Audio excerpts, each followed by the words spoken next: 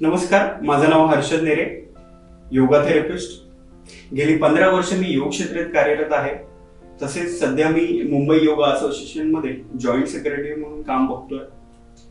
तसेच Indian yoga association मध्ये as a member म्हणून आहे मी.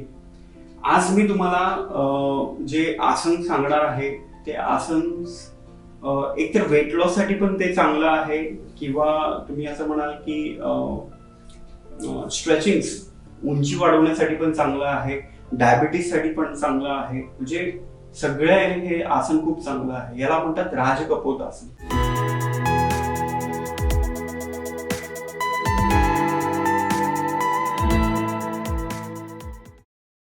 पहिलं तर आहे की ज्यांचं गुडघ्यांचं ऑपरेशन झालं आहे त्यांनी हे आसन करायचं नाहीये.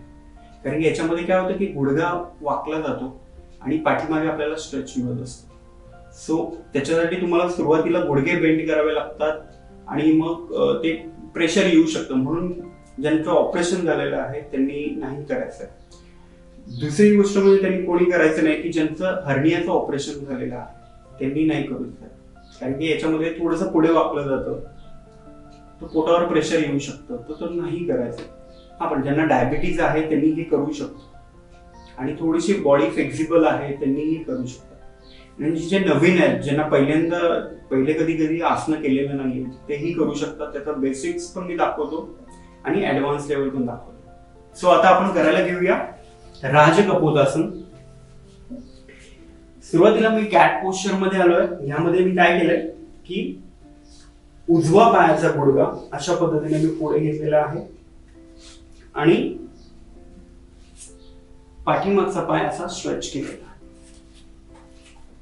तर हे करताना कुठे येत आहे की तुम्हाला इथे आलं पाहिजे, हेही सांगतो की त्या मसल्सलाच आलं पाहिजे तर तुम्ही बरोबर करताय.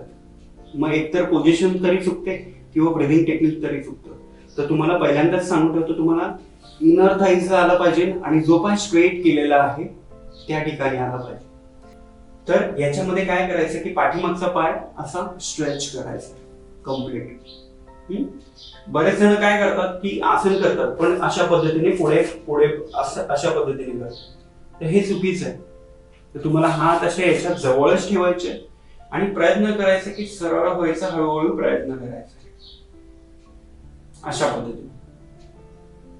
आणि नंतर यामध्ये तुम्हाला 10 काउंट्स करायचे. सुरुवातीला 10 पेक्षा कमी झाले तरीही चालतील, पण बेसिक्स तुम्हाला 10 तरी करायला हवे. आणि करून लगेच सोडायचं नाही, थोडंसं थांबायचं. यानंतर तुम्हाला पुढे याच्यामध्ये वाकायचंय. तुम्ही हात असे घेऊ शकता.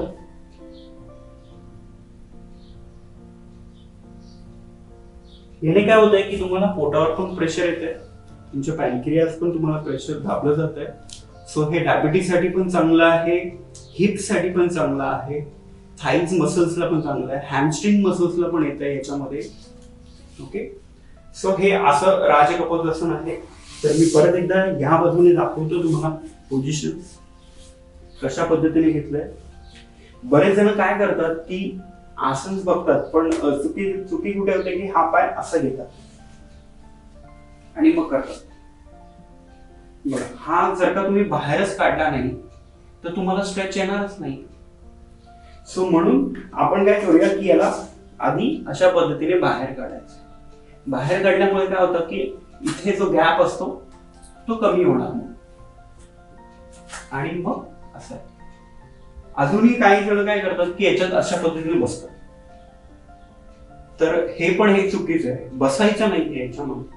तुम्हाला अशा पद्धतीने सरळ राहायचं आहे. पाठीमागचा पाय स्ट्रेच करायचा. संपलं.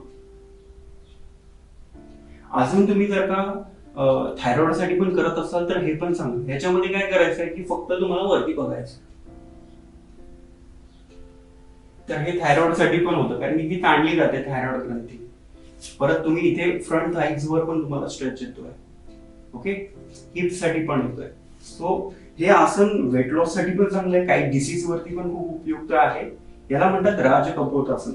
तर याच्यातच मी पुढे अशा पद्धतीने वागतोय. तुम्हाला वाटलं तर तुम्ही हात सरळ पण करू शकता, असं काही नाहीये. किंवा नाही होत असेल, खूप जास्त प्रेशर येत असेल, तर तुम्ही अशा पद्धतीने पण करू शकता. ठीक आहे, तुम्ही हे आसन नक्की करून बघा. याचे बेनिफिट्स खूप चांगले आहेत. वेट लॉस साठी तर आहे, पण इतर जे जे आता मी तुम्हाला डिसीज सांगितले त्याच्यावरती पण हे आसन खूप चांगलं आहे. या आसनांमध्ये तुम्हाला काही डाऊट्स असतील, काही शंका असतील, किंवा हे आसन करताना अजून अडचणी येत असतील, तर तुम्ही नक्की मला प्रश्न करा किंवा कमेंट्सवर तुम्ही नक्की विचारा. मी नक्की तुमच्या प्रश्नांचं उत्तर देईन. धन्यवाद. थँक्यू.